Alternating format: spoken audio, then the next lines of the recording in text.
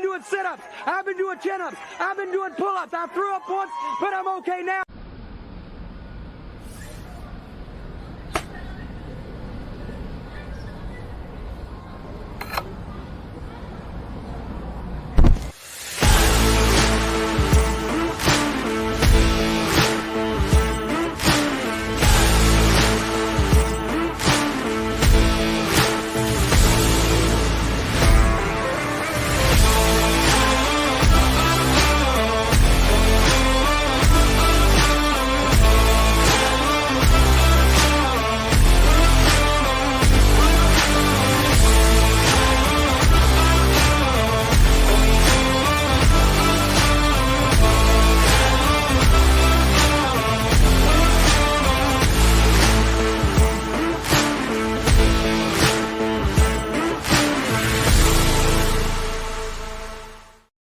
What's up, everybody? Welcome in to the Ysn Power Hour. DJ Yoakley and Richie Giuliano with you. And what a weekend it was, Rich, in the football world, both good and really bad. If you're talking professional, we're going to talk about all of that and more on this issue.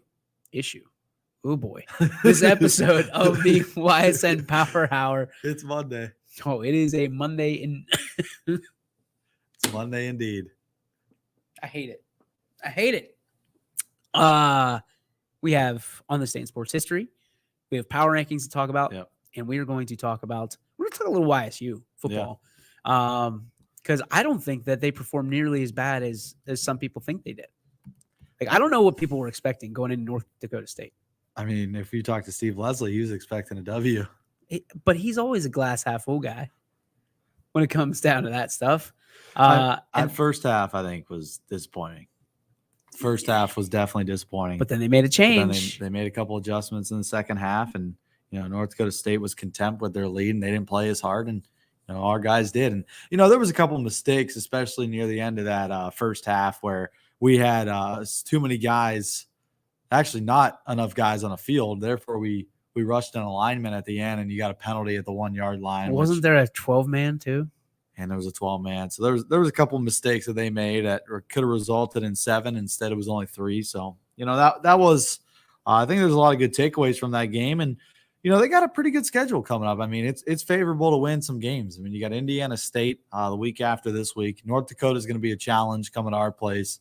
North Dakota is actually bringing in their own broadcasting crew, and so is YSU is going to do their own. So there's going to be like a zillion broadcasts on this game. You got visiting home radio, and then ESPN Plus, and then North Dakota's local TV network. Wow! So there's 4 broadcasts for this game. So it's going to be a lot. It's going to be a good game, I think. YSU definitely. They didn't look bad defensively against Kentucky. Mm-mm. They didn't look bad defensively against North Dakota State in the second half. The question is, will the offense get going? And I guess we'll find out. We will find out. I was actually excited for Doug or I should say Coach Phillips and the team, because at the end of the day, this is a team that they cleaned our clocks last year from every single standpoint. And the Gwins showed up in a big way. Let's get to on this day in sports history. It's a big one. It's a controversial one. Here we go.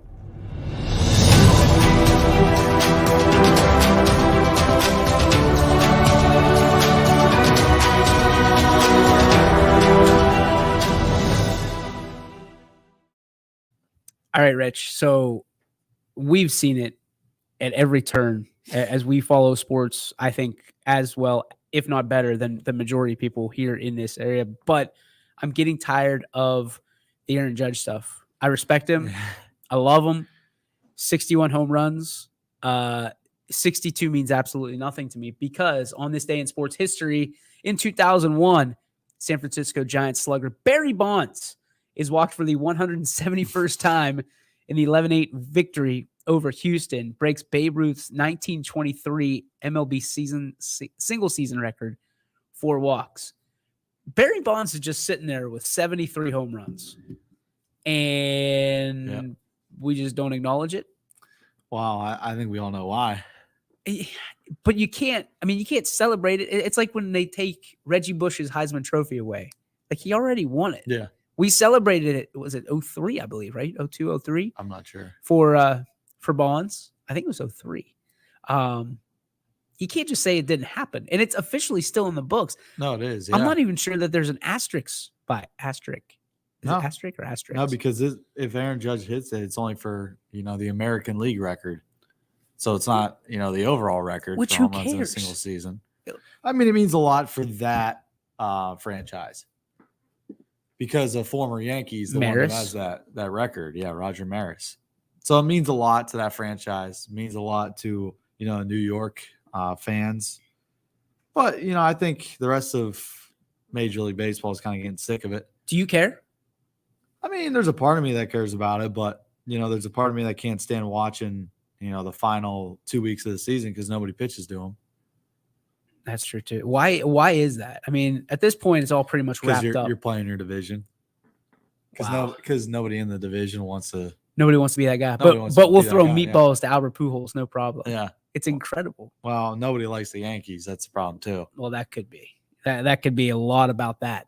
I'm sick of the Sammy Sosa, Mark McGwire, as well as Barry Bonds. Nobody's even now. It's just an American League home run record. They're focusing on that, so they don't have to talk about the other guys.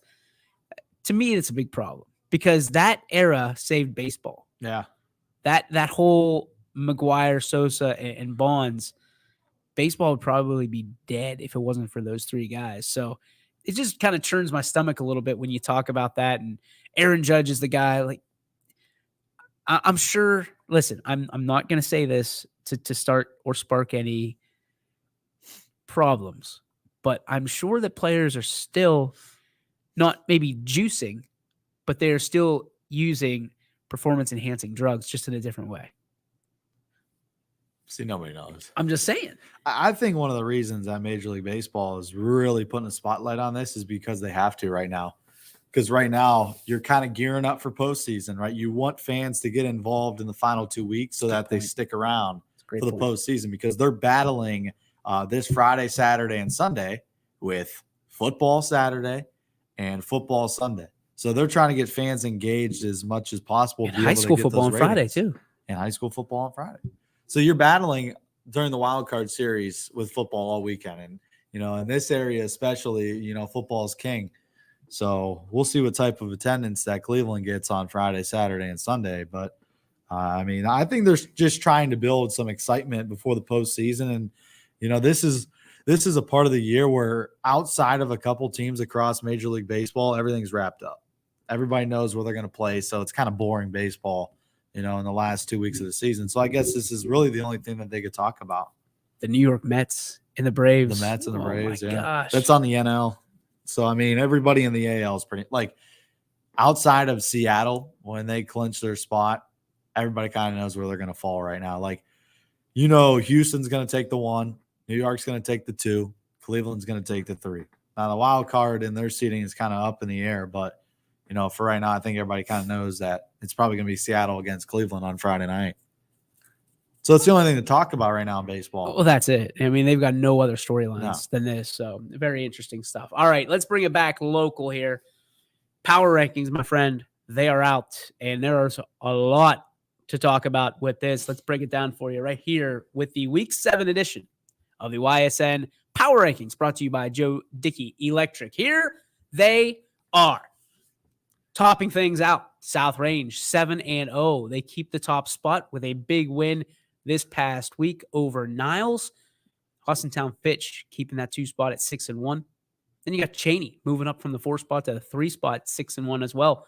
Louisville into the 4 spot. A lot of people liking this. We saw Vinny, the man, the myth, the legend himself, liking this on Instagram. They're up from the 6 spot to the 4 spot. JFK up from 7 to 5, 6-1 record. They don't have a game this week. They're taking the bye, and we're going to kind of nudge them, I would imagine, because look what happened to Canfield. Here just in a sec. West Branch at the 6th spot, moving up from the 8th spot. Canfield falls down the charts from 5 to 7. That bye killed them. Like, I don't know what happened. I don't know if it was just people were frustrated. I don't know.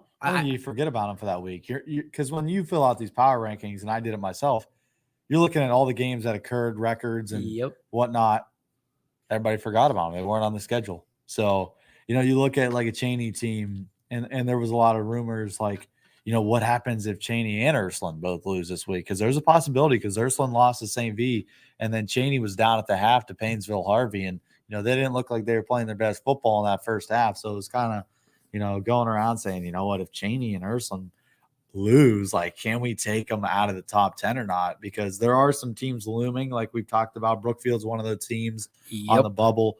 Mineral Ridge with a good win against Jackson Milton, they'd probably be on the bubble as well. But I mean, for the most part, I think the biggest shakeup, and I'll talk about this and expand on this, is West Branch. Yep. But I'll let you go down the list. All right, let's go. Valley Christian, 7-0. They came up from number 9 and number 8, number 10 and number 9. It's Southern Local at 7-0. And then you've got Edison Local. Yeah, literally, there's a comment out there that says, "Who is Edison Local?" Well, ladies, gentlemen, let's introduce you to him. Wildcats, 7-0. Yep. Incredible. They might be 10-0 this year. I don't see them losing a game. I don't either. I mean, Harrison Central's a Division 5 opponent that they will play this week. You got a 2-5 Buckeye Local, who's a Division 6, and then a 1-6 Indian Creek team in Division 6. So if they could take care of business this week, pretty good chance that they go 10-0. The biggest question right now, Rich, we're getting it all over our social medias. Where is Ursuline? Yeah. Where is Ursuline? How can you disrespect the Irish like that? Well, it's simple. To me, I didn't vote them out of the top 10. I didn't either. They were in my top 10. They were 10th. But I can see why. I mean, they're a 2-loss team. Yeah. Well, you know what? I kind of want to defend her a little bit here, because like St. V, who's one of the best teams around kind of our area a little bit for the past couple of years. And, with their playoff history, they've knocked out everybody that has come their way, since 2010 all the way up to present, outside of Canfield beating them 3 years ago. They took our valley by storm. And, this year they're good again. Obviously, they're 5-1. They took a bye week earlier in the season. Yep. And they're going to have two of the toughest tests of their season coming up. They're going to play Archbishop Hoban, who's undefeated, and they're going to play Cleveland Heights, who's a Division 1 school. Oh, my gosh. And they're undefeated as well. So if St. V is able to pull off one of those victories, I think that definitely helps the stock of Ursuline. But it's tough for the Irish, because both of your losses are Division 2. You're Division 3. You used to be Division 5? Yeah. So, I mean, I don't know. I kind of defend them here, because you lose to Fitch and you take St. V down to the wire. Like onside kick, that's a completely different game. And, being able to watch them in person, I think they're, a really good ball club for their record. I think they're going to cause a lot of havoc in, Region 9 when it comes postseason play. And it is tough, because we got so many Division 6 and Division 7 schools that are undefeated right now. But I think Ursuline has one of the most difficult strength of schedules out of any team on this list. I don't disagree with that. But here's my issue. If Youngstown State goes out and plays every D1 team in the top 10 and they don't beat anybody, just because they have a tough schedule doesn't mean they get to be ranked. No, it doesn't. But, when I look at them as a team, I just think that there's some teams that might have one loss on this docket that they might be better than. I don't disagree with that. I just think that it comes down to if you see that we had this discussion weeks ago whenever there was a 1-loss team in West Branch on here. Yeah. And people are saying, well, wait a minute. There's, 10, 15 teams that are undefeated. How do you let West Branch on? Because I think you talked about it. There's a little bit, there's just, it's almost like a perfect omelet, right? You got the egg, which is the meat of it, which is who are they, right? Are they the eye test, so to speak? And then it's, okay, you got the onions, which is, who are they playing? What teams are they playing that are good? Mm-hmm. Then you got the let's say the peppers, where you toss those in, and it's which teams are they playing that are losing, that stink. Yeah. And then on top of that, it's just a little bit of personal opinion, mm-hmm. and you look at that, and for me, it comes down to and boils down to less about kind of where the teams are, where they're trending. And I don't think Ursuline's necessarily trending in the wrong way. No. They just got a tough schedule. It's brutal, and they're going to play VASJ Friday, who's 6-1. So, I mean, they're facing the best that's going to prep them for a postseason play. And I got a feeling if they're able to beat VASJ, and of course we're going to have a loser between Southern and Valley. I think one of those teams might be sliding off. What about Brookfield though? Brookfield has a chance. Brookfield was in the 11. Just an open transparency. Yeah. Brookfield was in the 11 spot. I don't know. I think it's tough. I think strength of schedule obviously has some play into that, and of course Ursuline did handle Brookfield in that week 1. But I'm telling you, I think you're right. The loser of Southern and Valley is out. They're out. I mean, we pleaded for 4 weeks to get Southern in there, and finally, I think a lot of the people voting kind of came to their senses and said, you know what? Let's put them in. They're going to have a chance to prove themselves because they're going to play Valley in week number 8. If they're able to win that, they'll probably bump up 3 spots. Yep. In my opinion. But I think there were some things that happened between weeks number 5 and weeks number 7 where they kind of fell into place, especially after they took care of Wellsville. And there were a couple of top 10 losses where they were able to slide in. So, things kind of fell into place for both Southern and Valley to get in. And, I know a lot of our fans on social media aren't too happy with the placement of those 2 teams because they're looking at the board and they're saying, well, you got, a 5-1 team and a 6-1 team. These teams are 7-0, but they'll have a chance to prove themselves. And, I think it's going to be fun because these are the matchups that we are looking forward to. I go back to week number 5. You had some of the best matchups, on the power rankings. Canfield against Cheney. Yep. You had a South Range who was playing Girard. Sounds like that guy's weed whacking. We got a weed whacking guy on the outside, huh? You had Fitch, who was playing a good opponent. Who else played that week? Warren JFK played Perkins. So everybody was playing good teams in week 5. Uncle Bill chiming in. There you go. Cat Nation is proud. Is that a cat hat? I don't know. I do like it. I mean, listen, Edison deserves some love. And they're going to look at that schedule like we looked at it. And they're going to go, who'd they play? Yeah. Yeah, that definitely hurts them because, looking at the standings right now, and I know you're going to break this down tomorrow in the Tuesday Power Hour, but, just to put that in context, Edison is 7-0, but they're 5th in the region. And there's 2 teams, Perry and Norwayne, that have 2 losses, and they're above them because of that. Congratulations, Edison. You get South Range. I mean, that's going to be a big load to carry. And not that it's insurmountable, but you look at what, D7, they played a D3 team that's 0-7 at this point. We got enough people to buy into Edison, thanks to Chris Sigler a lot. Let's be honest. But I think they got a bumpy road ahead in the playoffs. There's a lot of teams that are looking at it. Edison might be a team that hosts a game and ends up on the short end of the stick in week 11. They might play Mooney. That's what, Mooney is no slouch. No. Mooney is no slouch at all. This is the big one that I was going to discuss. So I'm glad that he came in and commented this. All right, here we go. Not a fan of West Branch jumping Canfield when the Cards have the head-to-head. I know Canfield didn't play this week, but West Branch played an 0-6 Marlington team. Mm-hmm. I get it. Yeah, that was the biggest question for me. I'm like, I don't know about that one. Like West Branch, I get it that they've been on a roll since they lost to Canfield, but you look at that head-to-head there, and Canfield, of course, who's one of the top teams in Division III, and then you kind of look at West Branch, and it's like, okay, if they win that extra game, great, but who have they beat? And it was Minerva, and they beat Marlington, who are winless, and Howland, 2-5. Now, don't get me wrong. Alliance this week is probably their biggest game of the season. If they lose, can you see them falling out? 100%. If West Branch loses, they will not be in the top 10. I'm interested, man. I'm very interested. Because like you talked about, because somebody has to lose between Southern and Valley. Yep. You got a team like Brookfield who's been waiting there since week 1 after they lost. They're probably going to get in. I just don't see a top 10 team when we have 65 teams to choose from being a 2-loss team. I'm sorry. From that standpoint, there's got to be better teams. If this is the way we're doing it, there's got to be Either one loss or no loss. I mean, even, Mineral Ridge, a team that's been waiting all season long, they had a tough loss to Springfield, which right now, if they didn't lose to Springfield, they're in there too. Yep.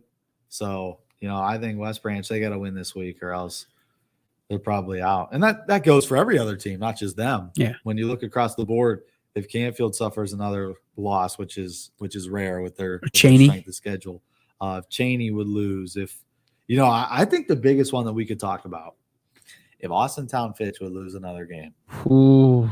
do you still think they'd be in the top 10 Listen, as a 6-2 or 7-2 team? The Falcon Nation would burn this place to the ground. I mean, they lost, and they were mad that they were bumped off the number 1 spot. Yeah. I don't like. All right. I'm excited that this is a thing, but they have to realize that you can't. Not everybody can win everything. No. And this isn't like our favorite schools. We're trying to legitimize a power ranking that isn't just us trying to do an ego stroke of a player or a coach or an athletic director. We're trying to play by across the board. We're trying to be fair. You know what? I think Wadsworth might present a challenge this week. They're 5-2. They're Division I. They're bigger. Their losses are to Medina, who's one of the best teams in the state, and Hudson, who's 7-0. So I really think they got a big challenge coming up, and that could be a huge strength of schedule win for Austintown Fitch if they beat Wadsworth on the road, who's a Division I team and who is really good this season. Mike says West Branch has 3 tough tests with games against Alliance, Carrollton, and Salem.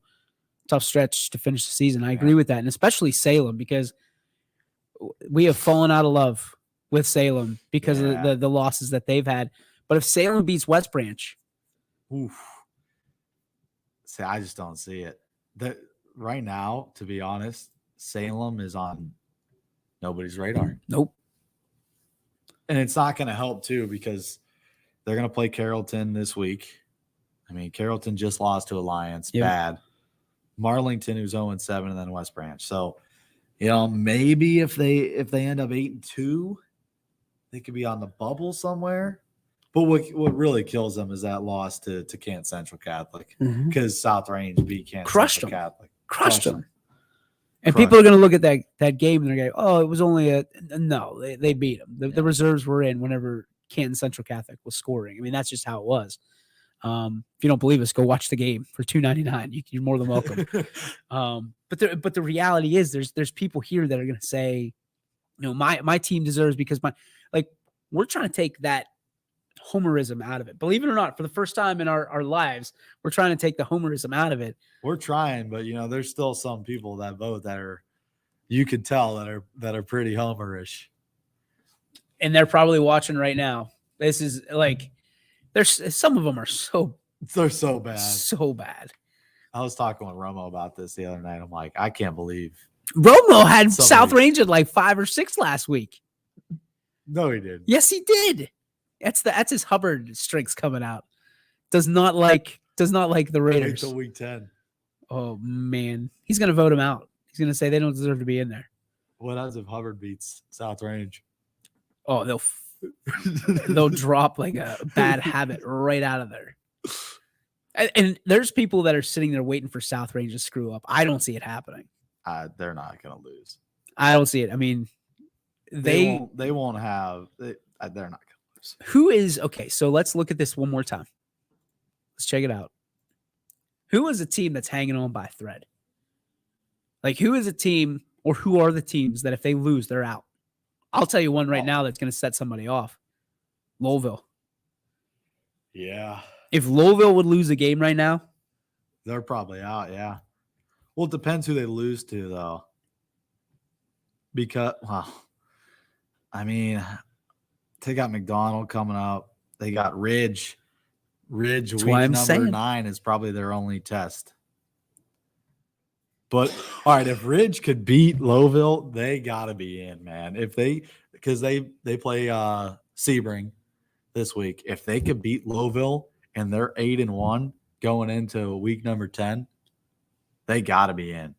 I can see them swapping spots. Maybe not necessarily out of it to the 4 spot, But Ridge would have to be in. You're right. They would have to be in. Because Springfield's their loss, right? Yeah, you would just Springfield is Mineral Ridge's loss, Yeah. so you would just flip Lowville and Mineral Ridge, but obviously Ridge would slide down. I don't Right. think they'd be a top. No. 7. And then you look at Southern and Valley. I think we both can agree that the loser of that's probably not going to be out, they're going to be out. Edison Local. I don't see them losing another game. I don't either, but the question is, if you have a team that's a one-loss team and has a really, really big win, Ursuline, number 8 or week wink, number wink, 9, nudge, nudge. Yeah. Ursuline. Does that drop Edison? Yeah, I do. I think it does. It's the blessing and the curse of the strength of schedule. Yeah. And we've seen it. Ursuline fell from what, 2 to 10? Oh, they fell when hard. they lost to Cheney, or when they lost to who they lose to? The first one. Fitch. And that was Fitch. Fitch is in our top 10. Yeah. People just were like, Ursuline's not as good. I disagreed. And then from this one, Ursuline dropped completely off the board. Yep. I don't understand it. I don't get it. But that's why you gotta love it, though. I do. I looked at it on Sunday and I thought to myself, oh man, this is going to piss people off. It always does, though. It does. In what world are these power rankings going to be perfect? They're not. And but again, that's the fun of it. You get people chiming into it. You get their opinions and the Valley's opinions on who should be, 1 through 10. I like the 25. I can't wait for the 25. I really can't, because I think that's the right way to do it, because more people will go, okay, well, why here? Yeah. Why in the 13th spot as opposed to the 9th spot? There's still some appreciation for the top 10, but you're going to see more logos. I see, like playoff edition, we could do a power ranking. I think we're going to finish at 10, because playoffs is tough because teams just start falling off. Yeah, they start losing. The big one is just is trying to keep track, not just trying to keep track, but understanding what's an emphatic win and what is a statement win. Like South Range over Niles, and I'm not trying to take anything away from Niles, but South Range over Niles to me was not an emphatic win. Or I'm sorry, it wasn't a statement win. It was an emphatic win. Was not a statement win. If South Range does that against Jefferson, our buddy Sam Torres, I think it's a statement win. You know what I mean? Like Jefferson, listen, we were with them. What kills South Range is them losing the Struthers. That kills South Range. Because when you look at it, and you know what also hurt South Range is Girard losing. Yep. So, I mean, you could have theoretically 3 good wins on your schedule if you're the Raiders right now. University School is still looming as a good win. Division III, they're 5-1. They didn't play Mogador this week, so that's still a good win on their strength of schedule. But if you could have beaten Girard and Girard would have won out, in which they could have won out, then you would have beaten a 9-1 team, and you would have also beaten Jefferson, who most likely probably would have lost to South Range, and that's it. So you could have beaten 2 9-1 teams. Instead, it's now 5-2 for Girard, and might be 5-3 for Jefferson if they lose on Friday night. What's Amo talking about here? Statement win, Canfield over West Branch, Cheney over Canfield. I think he's describing like what is a statement win. Statement win, yeah. I think a statement win is South Range pummeling Tri-C. Pummeling Tri-C. Yeah. That because that's a good team. And this is where it's at. Great call by Steven. Poland win looking much more impressive now Mike for South Range. Up there too. Oh, yeah. Apologies, Mike. I didn't even see there. Yeah. Yes. But you look back at Poland's schedule, right? And you kind of look through things and you say they had opportunities and they took advantage of them. Beating Hubbard when they were undefeated, and I said that week number 4 was a monumental win for this program. If they lose to Hubbard, their season is over. Shot, yeah. It's over, especially after they lost to Cheney, lost to Canfield. They would have lost to Hubbard. They would have started the season 1-3. Instead, you're 2-2. You give yourself a chance because you had South Range next week. So if you lose to Hubbard, you're 1-4 to start the season. Instead, they're able to salvage it by beating Niles and then stunning Girard at home there in the last possession. So, like Mike said, he's got Lakeview, Jefferson, and Struthers, who right now are 3 winnable games for the Bulldogs. So they could close things out on a high note and they're 6th in the region, which gives them a first-round playoff game. We are going to take a break and come back. What we're going to talk about when we return. Number one, towards the end of the show, we're going to talk Browns and Steelers because we got to figure out just what is going on. We sure we want to talk about that? I really do, because I think it's Therapy Monday. I think people can get a little bit off their chest. They've probably been thinking about excuses all day, as I have, and now they can utilize them right here on our show through the comment section.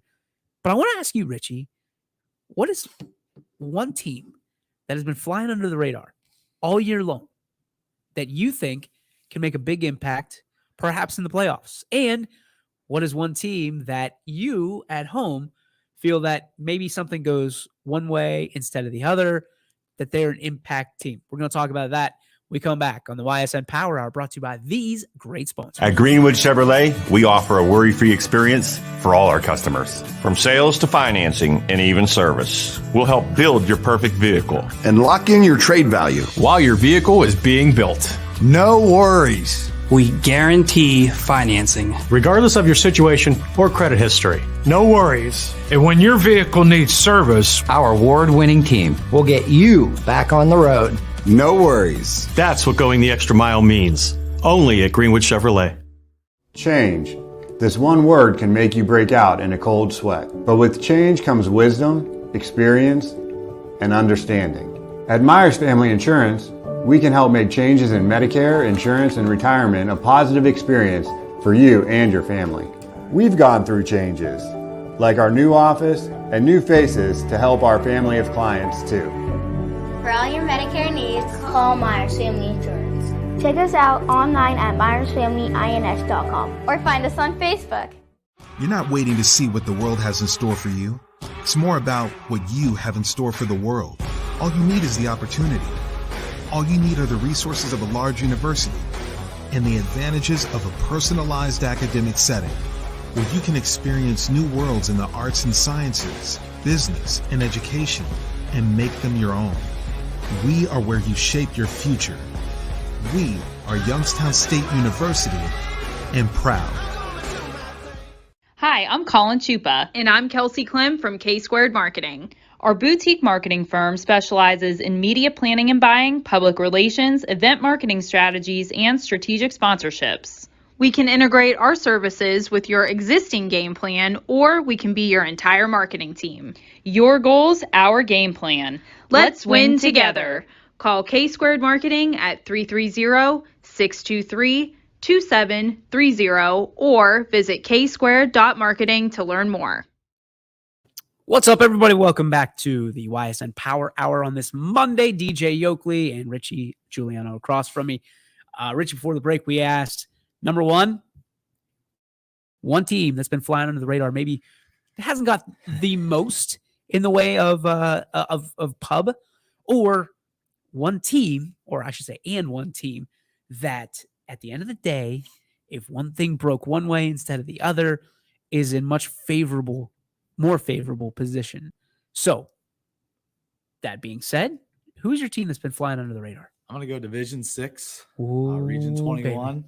And I'm going to go with the Brookfield Warriors. Great pick. I think, Brookfield, after that week 1 loss, 52-14 to Ursuline, it was a big one. It hit them hard, and, the way they bounced back, you got to give credit to Randy Clark, his entire staff over there. Pulowski's been putting on one heck of a show in Brookfield. And, I was able to number crunch a little bit during the break. Oh, boy. So they're I'm big into stats and in numbers.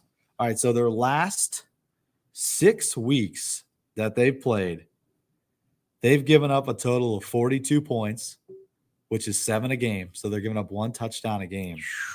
And they've scored 261 points, which is 43.5 points a game. They're outscoring each opponent by 4 touchdowns.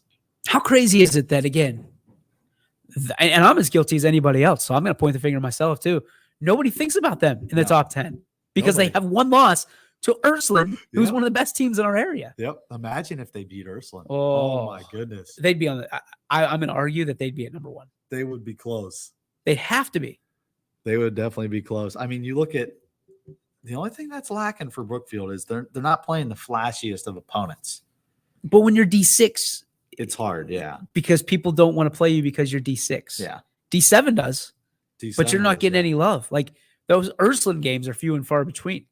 They've played 3 consecutive D6 opponents and they've handled them. But I mean, when you look at their strength of schedule, they've got La Brea this week, so that you know that they're most likely going to be 7-1, and then they got Garfield, the G-Men. Could be a staple win there this year for Randy Clark's squad if they could beat the G-Men on the road, and that to me would put them in the top 10. That's this week. That's next week. Next week. That's got to be the game, right? That's got to be the game. Because Garfield's got Crestview, who they should be able to get a victory out of, and then you got Brookfield at home. So, you know, that's definitely a game to look out for in week number 9. I can't believe that's week 9 already. Dude, don't get me started. Don't get me started. How about that's the problem with Brookfield right now is they're in that same region.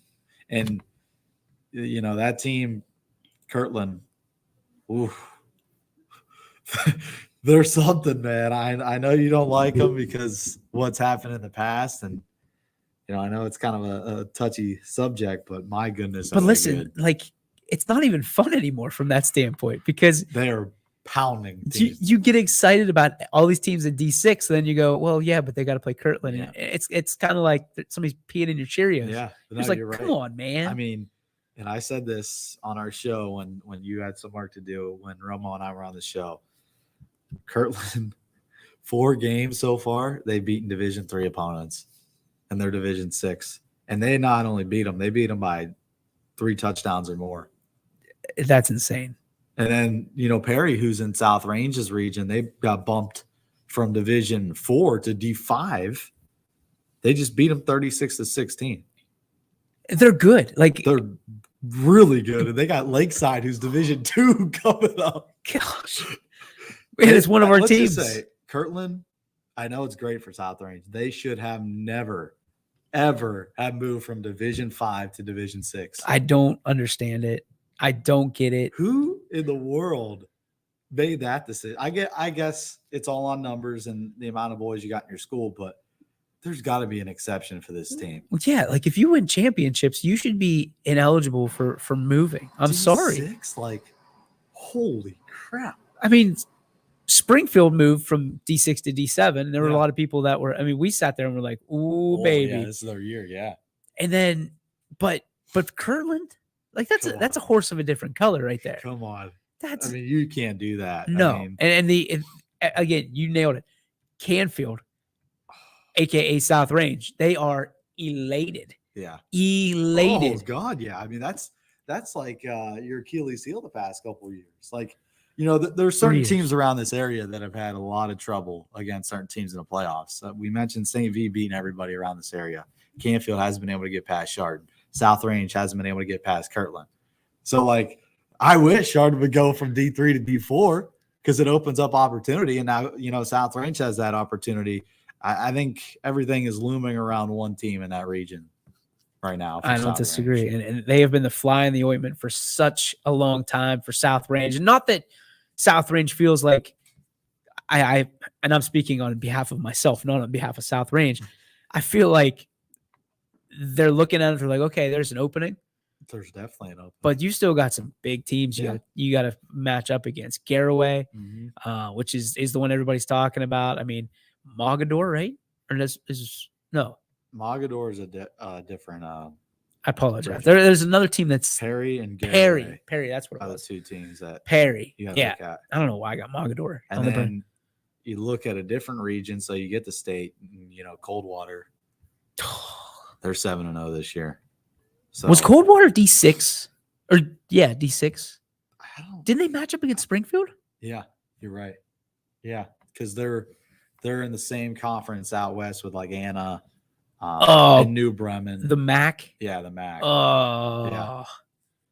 Yep. So you know what? I think Coldwater is going to be a challenge too. So you know what? You get rid of Curtin, which helps. Oh, what a question. You ready? True or false? Garfield competes with South Range, or is it South Range just better? I think they compete. They don't win. I think that is a dogfight. I think that is a game that a lot of people are overlooking. I don't think they necessarily match up. Marion Local, I don't know much about. I just know, like, we talked about it before. they're South. They're real South. They don't play the same brand of football as we do up here. No. And our brand of football is a little bit better up here than it is down there. No offense. No offense. It's facts. It's just how it is. It used to be the other way around. Now it's not. Our kids are for some weird reason, the river just went the other way, and we're drinking out of that end of it. It's just the football is just a little bit better right now. Yeah, I think coaches have a lot to do with that. But yeah, Marion local, good team. I don't think could stack up against South Range. No, I forgot about Garfield in that region. That's a team I completely forgot about being in South Range. Who was I talking to? It was might have been Gary Niddle. That they were like number 6 or something. Yeah, they're 8 now. 8. So I mean, that's potential for a second round matchup then. I'm not writing off Garfield. I'm not either. I think it'd be a great game. I just don't know if they'd be able to beat South Range. I think South Range's biggest, I don't want to say weakness, their biggest susceptibility, check that one out. That's a 8-point word, is teams that can play in a box. Yeah. I think, this is going to sound crazy. You ready? I think that Southern and South Range would be a dogfight. Same style offense. It's running the ball. Now, obviously, South Range defense, they've been playing better, but I think they are vulnerable to a good running back. It's all about defensively against, South Range, linebacking crew. If you have a good linebacking crew against South Range, you can hang with them. I mean, we saw that. I saw that with Ursula and St. V. St. V's probably got one of the best linebacking crews that I've seen in a long time. They're physical, they're fast, and they don't miss tackles. And I think, you watching South Range, and that's what you got to be if you're going to contend with them, because you got to make tackles. The amount of, I watched that Girard game, I'm like, the amount of arm tackles that they drive through is insane. Like, they just don't go down, and they're not very big, but they're athletic. They're great. Gritty. Laterally, they're quick. It's so hard to beat them. Yeah.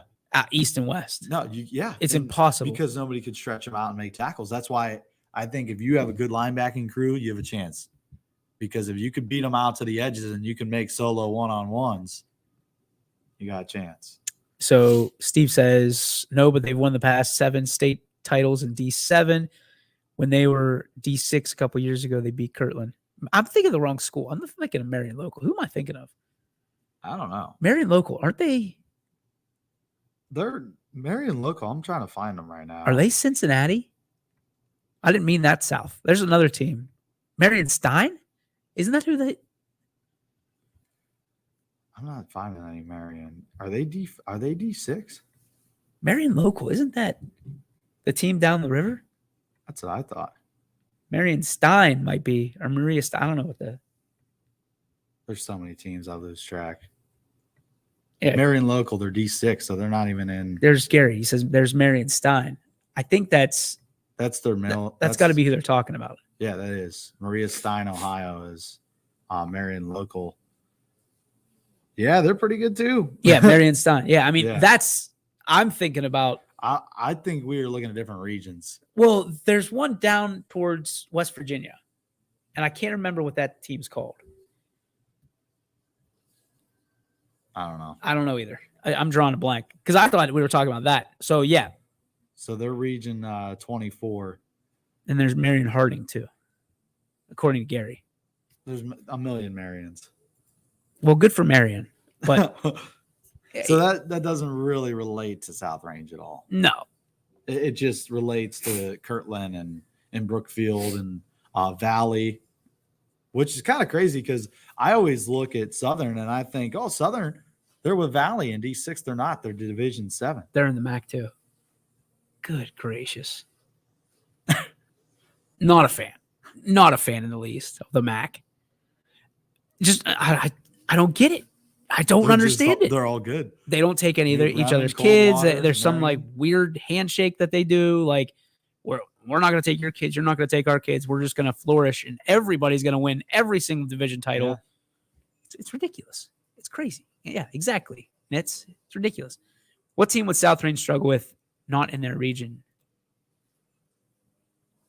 Oh, I mean, you could. I think Ursuline presents a big problem. Fitch would be a problem. Fitch would be a problem. Obviously, I mean anybody really. And I think Cheney presents a big problem for South Range. Do you think Fitch, or I'm sorry, do you think South Range would beat Boardman? Yeah. I mean, the one we want to see is Canfield for South Range. We would live for that. Oh yeah, that'll never happen. It'll never happen ever. That's just a dream there. Niddle would be able to come back home. Niddle, because you know what? They might play it at South Range. I would hope so. You never know where they're going to play it. Raiders Stadium, babes. Raiders Stadium. All right. That was one part. The second part was one team we feel like if it breaks one way or the other. You got a team? I think, and I've said this, and I'm going to reiterate my point. I think without Bryce Behringer, Poland is a completely different team. Now, I'm not saying that they would have beaten Cheney or they would have beaten Canfield, but I think, honestly, against South Range, it would have been a closer game if they have Behringer and they've got a couple other pieces on their offensive line that weren't missing. Because, I mean, you look in the past, right? Poland, who beat South Range the one year, it went South Range, Poland, South Range, and then South Range won this year. So 3 out of the last 4 have been won by the Raiders. Or 2 out of the last 3. They split. And then South Range won. But I do know Poland beat them 1 year. When? I'll find it. Poland beat them. 2018 maybe? No. It wasn't 2019. 29. It was 20. Hold on. I'll find it. It wasn't 2020. It wasn't 2021. And it wasn't 2022. No, they beat them. Nope. I mean, I guarantee South Range has not lost a regular season contest since 2019. I don't know. We're about to find out. It's got to be 18. 2020, I'm guessing. No way. All right, then 2019. Nope. Yeah, 27-7 in 2019. They beat South Range at home.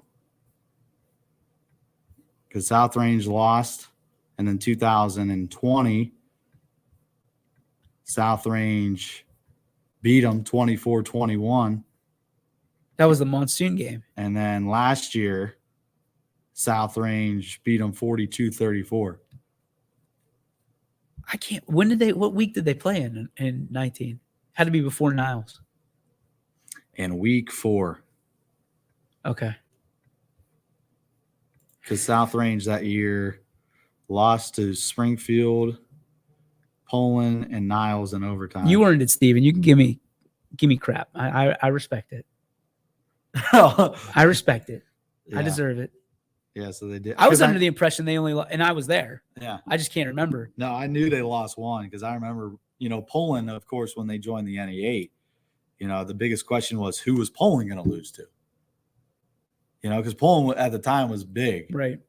And it was like, who's Poland going to lose to? And then, I mean, they beat South Range and we were like, I guess South Range might not be a problem.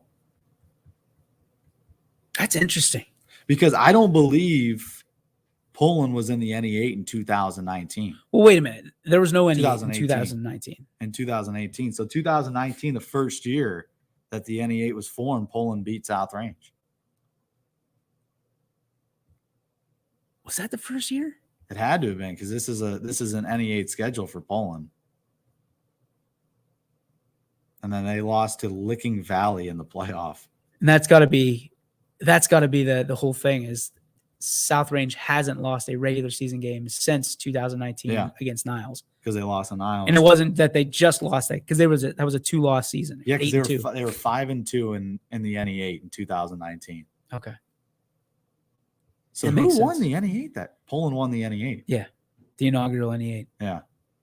And then South Range has won it ever since. Because that's when everybody was like, Poland's jumping from the AAC, who's got Canfield, Fitch, at Boardman, and you're like Howland, and you're like, who are they going to lose to? Because everybody's smaller at the time.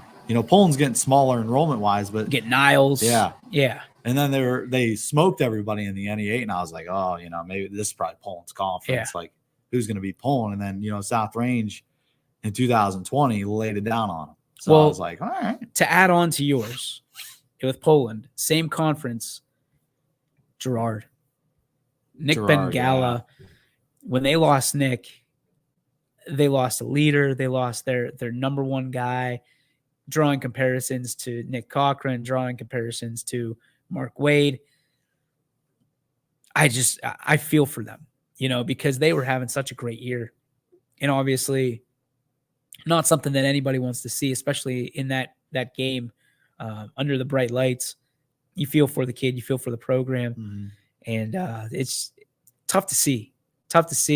But I think Girard is the team that if one thing goes one way and not another, that maybe they're not – I don't think they lose last week. Yeah, no, to your point, I think Girard, if they don't lose him, they end up 9-1. Yep.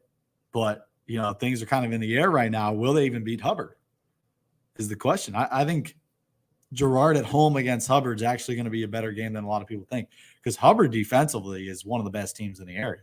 They just have struggled to score the football. So what type of team will we get from Hubbard is the question. I remember this. That was the year that Poland was one game away from the state title. Yeah. I remember They're that. good, yeah. Everybody forgets about United. Nobody's looking at that right now, though, because they got Valley. United. Yeah. None of that matters because listen, if Valley wins this, the EOAC is done. It's decided. Yeah. It has been decided. But if Southern wins, that matchup with United gets a whole lot more pub. Mm-hmm. A whole lot more pub. Oh, yeah, you're right. Because, look, I mean, it will decide whether they, are in the top 8 or fall down around 11. Yeah, I'm going to be honest. United, I don't see anybody picking United over Brookfield right now. No, I don't either. But if they beat Southern in week 10 on the road, Southern would have to fall off big, I think. And I'm not taking away from United, but we saw what what Valley did to them. Yeah. I don't know. I don't want to give away my thoughts, but I completely forgot about United. I didn't. Luke Courtney, congratulations, by the way, the big dog of the Valley this week. But none of that matters until this week. Nothing. Because if Valley wins, it's over. It's over, yeah. You're fighting for second place. Good luck. Yep. I don't know. But if Southern wins, oh, baby. 3-way tie at the top. Oh, baby. The Eagles, and the Indians. That's cold-blooded. Yeah, definitely I think Southern against United could be one of the best matchups of week 9 and week 10 are going to be phenomenal. It's going to be fun. Hopefully it's better than last week, because last week was a stinker. Last week there was a lot of blowouts. It was a stinker. All right, we got 6 minutes left, Rich. Quick synopsis. Browns and Steelers both lose yesterday. Can we just make this my spark? Yep, hang on. Because mine will do the same thing.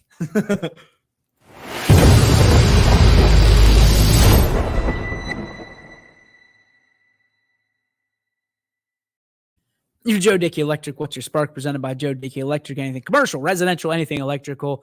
Visit them on the web at dickeyelectric.com or at their location in North Lima. Richie, what do you have for the Browns? Just embarrassing. I mean, they didn't throw you got to make Marcus Mariota throw the football. He was good in the first half. He was accurate for the first quarter. I give him credit. He was able to make some plays out of the pocket where it collapsed. But overall, to throw the ball 2 times in the second half and win the football game is embarrassing. And the Browns, who, pride themselves on their stop defense, on the run defense, it was amazing in the first half. I mean, you had a guy like Cordell Patterson who was hurt. You held him outside of the 1 touchdown inside the 10. You held him to 38 yards, and he was out of the game. And then you bring in this Caleb Huntley dude who's second string, third team. I don't even know where the heck they found this dude. And he comes out and he runs for 56 yards in the fourth quarter. They just ran it down our throats. Every play, their one scoring drive to take the lead was 10 plays, 10 runs. We didn't stop the ball one time. It's just ridiculous. Does it feel like they won the Steelers game? So it's like it's all good. No, it's because the possibility is there to take this division. Yep. With the Bills coming back yesterday and beating the Ravens, stunning them with that game-winning field goal. Like you look at 2-2. Pittsburgh's 1-3. Yeah, they shouldn't even be that. They should be 0-4. Cincinnati's still good, but they're not as good as they were last year. The Browns, without their blow to the Jets in that game yesterday, hey, Jets are a great football team. Could potentially be 4-0. And you know what? That's the problem. We never find ways to win. That's the problem. Can't find ways to win at the end. 13 straight run plays for 145 yards. You can't stop the run. Just stupid. Welcome to my life. Welcome to my life the last 2 years. It was like watching Chardon. Just boom, boom, boom, boom, boom. Frustrating. So that Sunday is soccer day in America, right? So old ball coach is watching on his phone, the Red Zone channel, because we don't get the Pittsburgh game. Yeah, we get the that's Cleveland the second week in a row. Yeah, thanks. Appreciate it. That'll happen though. There will be a week. We're changing it. I'm changing the game. I'm going off the grid. But what I did get to see was a terrible, the game was so bad that the Red Zone channel didn't put them on for a half hour. Wow. So because it was just midfield. It was so bad for like 10 minutes. It was awful. I'm watching. I'm like, okay, are they ever gonna are the Steelers playing? Was there a bomb threat called in? And then they show Mitch Trubisky, which he is who we thought he was. For some reason, the Steelers thought that they were the Pirates, and they were just going to claim Mitch Trubisky and get a first-round quarterback out of him. I remember when the night he got drafted, thinking to myself, what a loser. This guy must have the best agent in the world. He stinks, and he never got any better. 6 seasons in the league, he still is awful. Kenny Pickett comes in, and I'm happy. But I will tell you this.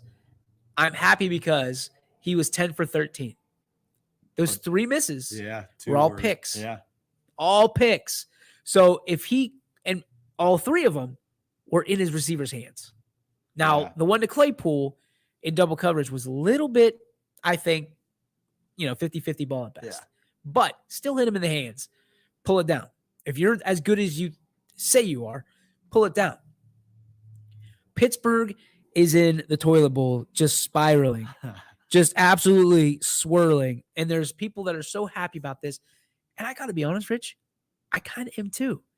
I'm tired of hearing about Tomlin and his 15 seasons of never losing. Yeah. Did you catch last night's game by any chance? When they talked about the Kansas City Tampa Bay game. Okay. I was too busy watching Elvis. That a boy. It was not very good. Hunka, burning love. Thank you very much. So they talked to Juju Smith-Schuster. Nobody ever talks poorly about Mike Tomlin. I'm a fan myself. But when they said this, Juju has learned more in not even a year at Kansas City about offense than he's, 5 years, 6 years in Pittsburgh? Yeah. That tells you all you need to know. You're right. Tells you all you need to know. Can Tomlin be trusted with a top 5 pick? Yes, as long as he takes a tackle. Don't care if it's offense or defense. Take a tackle. I trust you. But I don't know. I don't both teams are bad. Just the whole division's. I'm gonna be honest. Horrible. The whole division's bad. It's horrible. I keep hearing about Lamar Jackson, and I'm like, he's not that good. No, he just throws pick after pick in the red zone. And just because he's got a little bit of swagger, he's got a little bit of drip. Everybody's like, "Woo! Look at 8! Look at 8! He's all purpled out. He's all purpled out." What the hell does that mean? Everybody on there's 53 guys that are all purpled out. Why are we bringing out 8? It doesn't matter. Kenny Pickett will be good. I think so. He's gonna be good. People keep comparing him to Joe Burrow. I don't know if he's there, but he's gonna be good. I mean, he dropped a couple dimes yesterday. Yeah, he dropped especially a couple under dimes. pressure. Yeah, it's gonna be interesting. Richie, as always, thank you for tuning in, or thank you for being here. Thank you for tuning in. We will see you tomorrow with the Computer Points edition of the YSN Power Hour live on your sports network. Be blessed. We'll see you tomorrow. Ysn thanks you for watching.